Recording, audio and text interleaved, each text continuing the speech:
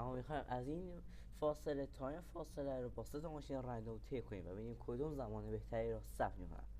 اولین ماشین اینه. 3 2 1 حرکت.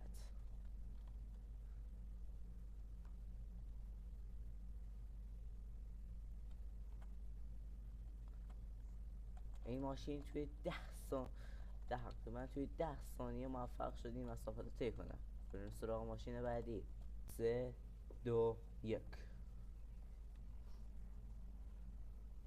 A few moments later. بار توی 12 ثانیه ممیز 10 صدام ثانیه تمامش کرد. حالا بریم سراغ ماشین سوم.